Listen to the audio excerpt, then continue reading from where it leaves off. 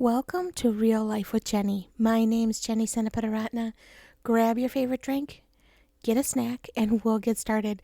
Today I have jelly beans, and these are special jelly beans because they do not have the black jelly bean in them.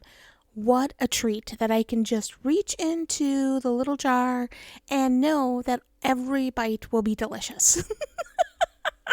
And I have some Earl Grey tea from Caribou that my sister actually got me. So let's get real. Today, I have been really struggling. I have to be honest with you. Days like today, it is hard to wrap your brain around life. Sometimes, you kind of get there. And I had on my to-do list to write 4 condolence cards.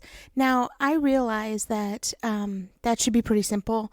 But for me, I just have this brain freeze when it comes to condolence cards, especially because I didn't have any cards and it's a blank card and it needs to be my emotions. And one of them is over 4 months overdue, because I keep putting it off. And I'm I just need to sit down and write these cards. It is something that is important. And when you lose someone, it is important for people to acknowledge that and just say, hey, I'm here for you, and, those kind of things. And as I was sitting there, really just looking at the blank cards I could tell you maybe at least a good hour of me just looking at the blank cards.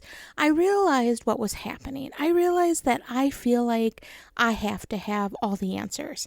I need to write poetry and make it sound beautiful and all these wonderful things. And really all I need to say is, I'm praying for you, and I just am really sad. And I know that the person that you lost was important to me and was important to you, and I'm saddened with you, and that just kind of made it really simple. Because you know what? I'm a simple person. But I realized in that hour as I was sitting there, and that I have put these cards off for longer than I should, that part of that has seeped into other parts of my life. I am so afraid, and this is going to sound so funny because I have a podcast, and and so I am so afraid of speaking into people's lives, talking to people. Having a regular conversation at a grocery store can really cause my heart to race. I feel like I have no clue in the world what to say and how to interact. And I always feel like I'm going to stick my foot in my mouth and I'm going to make a fool of myself, especially when it comes to the hard stuff. I have no advice in life in general. This is not who I am. And people are walking through really messy things. And there are just when you sit and you're in the position that I'm in, and I love my position, I love that I get to talk to people and I get to hear their stories and I get to hear what they're walking through. And honestly, I never have the answer. I never have the right Bible verse. I never have the right Bible story. I do not have wisdom. It is just a complete, utter debacle. But I do listen, and I don't always have the right words. And so I tend to isolate myself sometimes when it can be in a situation that you need to give encouragement. Now, I feel like I'm an encouraging person. I hope that that's who I am. But more, I'm a person that will sit behind the scenes and pray. When I write someone and I said, I've prayed for you today, it is not a, hey, let's connect kind of email. It is, I have actually prayed for you today. You have come to my mind. I've thought about you. God put you in a dream. It's, if I even text you and say, hey, let's do coffee, it's probably because God was like, hey, remember this person? I am so isolating in general because I'm scared of making a mistake and not having the right answers. Have you ever been, my husband talks a lot about prayer meetings and going somewhere and praying for people, and praying for people aloud terrifies me. I have been married to the prayer guy for 28 years. This has been his passion for years. The man can I don't know anyone else that can pray the way he prays. Like, he is so connected in prayer that it is just incredible to me. And I am a buffoon when it comes to prayer. Like, please don't make me pray aloud. And because I'm married to him, quite often they're like, would you pray for dinner? And I'm like, God's neat, let's eat. Like, that's what I got, guys. Like, there's no eloquence happening here. There's no praying around the world. Like, I just feel like I'm so inadequate. And today, as I'm sitting there with these cards, feeling extremely inadequate, I felt like God reminded me that that's okay, that I'm inadequate, because he's not.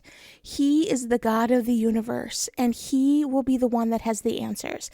He's the one that knows the past, future, and the present. He knows it all, and I don't need to. I do not need to be the fixer of all people, which is very hard when you've been raised to be a fixer. And you're like, let me fix everything around me and every person, and I'm going to make sure you all feel better.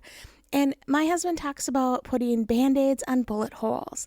And sometimes my words are just Band-Aids on bullet holes, but the Lord wants to do some real work on those bullet holes in people's lives. And I don't have to be the one that fixes everything. And that is really hard, right? That is so hard for me. I just absolutely want to, like, say, you have financial troubles? Absolutely. Here's my checking account. Use it whenever you need to. Like, I remember when we were at our first church, and pretty much everything I did was wrong because I was 20 years old and I was brand new into ministry, and we just had no idea how to be married, let alone how to be an adult. It was our first time ever living out of the house, out of our parents' house by ourselves. We were pastoring a church, and we were a mess. Like, we got fines because we didn't mow our lawn. We just never thought about it. We had never been in charge of a lawn before. Like, it was just not something that was even on our radar. We ate little Debbie snacks and sodas for breakfast. Like, that was where we were in our lives. Like, I don't know that we ever had a vegetable that entire time we were at that church, except if someone donated a vegetable to us and said, hey, this is from my garden. And I'm like, I don't know how to eat this. Like, we were a mess. I had no wisdom to give to people. But I do remember that God was so gracious to show up in people's lives and work in their lives despite me, and not because of me, and not because of anything I did. And it was so humbling, because you go into things thinking, I've got the answers, like, I know all things, like, it's gonna be okay. And God is like, yeah, you know nothing. It's okay, fool. Now, I know he doesn't call you a fool. Like, okay, that's just a Jennyism. And I just sometimes feel like I have no clue, right? And those years taught me so much about not having to have the answers. And then I got older and I forgot those lessons again. And today he reminded me that I don't have to have all the answers. I don't have to have everything together. I don't need to know how to pray perfectly for someone. I just need to go before the Lord and say, Lord, you know what's happening here, and you're bigger than me. And I trust you with their problem, whatever it is right now. That's all I have to say. And God can do whatever he wants to do, which is amazing to me. So today, you may feel like you don't have any answers. In fact, you may feel like all the answers you had were wrong up till now. Yeah, I've been there. Maybe you just need to know who has the answers. Who is the one that you can go after and find the answers? And I just want you to know that that's Jesus for you. That you can go to a church, which is great. Pastors have great answers. The Bible has great answers. And the Bible is the Word of God, so that's where you get answers. You can go to a friend, but a friend's not going to have all the right answers. But hopefully you have friends in your life that point you back to Jesus and say, he's got the answers. I will pray that he gives them to you.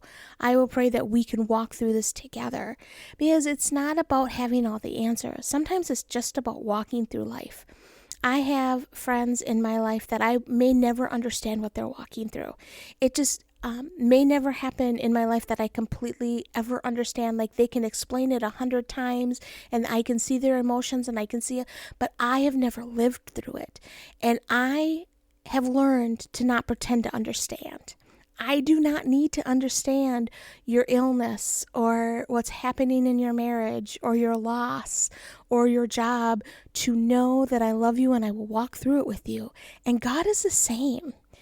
Although he has walked through it all and will continue to walk with you, and he has all the answers. So I pray that you find a great friend that can just walk alongside of you with absolutely no idea what they're doing, which would be me. No clue. And knowing that God is the one with all the answers. Well, that's all I have for you this week. I know that sometimes we just have to sit in his presence and say, Lord, I have no clue. And I give it to you because I don't have the right words. I don't even have the next step. I am completely lost, but I know that you have the answers for my friends and for my own life. And I put it in your hands. And I pray that that becomes your daily prayer. Lord, I put this in your hands today. Well, you can find me at Real Life with Jenny on Facebook, Instagram, and Be Real. You can also go and support this podcast by going to Buy Me a Coffee at Real Life with Jenny. It is so fun, kicks and giggles for me when I get a Buy Me a Coffee. I squeal every time. It is so fun. So I just really appreciate those who have given. You can also find me at christconnection.cc/Jenny. All of my info is there. I am booking now into the fall for retreats and women's events. I would love to be able to come out and just share God's love with the women in your group. But until then, I want you to remember that you don't have to have all the answers. In fact, you're never going to have all the answers. You're never going to know what's the right thing to say. And you may even be paralyzed like I am sometimes, that I just want to hide under the table as I'm like, don't tell me this because I don't know how to help you. And it is a daily reminder that we don't need to be the answer. God is the answer. And I pray that you find Jesus to be your answer today. Have a great day.